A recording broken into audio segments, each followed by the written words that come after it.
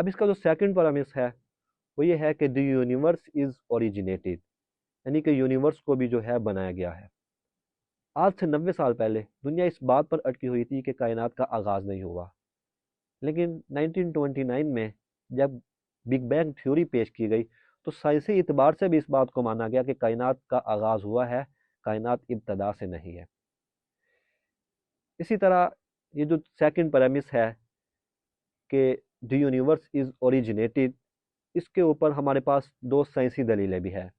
Number ایک big bang theory جس کا بھی ذکر کیا گیا، نمبر دو the second law of thermodynamic کہ کائنات جو ہے یہ اپنے انتہا کی طرف جا رہی ہے۔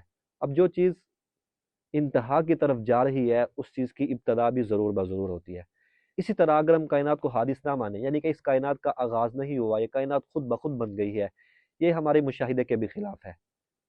ہم نہیں دیکھتے کوئی چیز ایسی ہو جو خود بخود بن گئی ہو، بلکہ ہر چیز کو کوئی نہ کوئی بنانے والا ہوتا ہے، اور یہ بات ہماری عقل کے بھی خلاف ہے۔ ہماری عقل میں کوئی بات ایسی آتی ہی نہیں ہے کہ کوئی ایسی چیز ہو جو خود بخود وجود میں آ گئی ہو۔ تو ناظرین یہ تھے دو مقدمے۔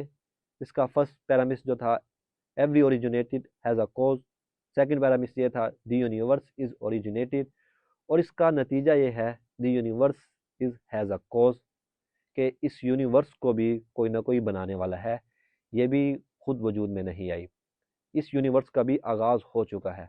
اب اس کو بنانے والا جو ہے، چاہے آپ پھر اس کو گوڈ کا نام دے دو یا اس کو اللہ کا نام دے دو۔ تو ناظرین آج کی اس ویڈیو میں ہم نے ایک آرگومنٹ پیش کیا گیا، دی کلام کوسمولوجیکل آرگومنٹ۔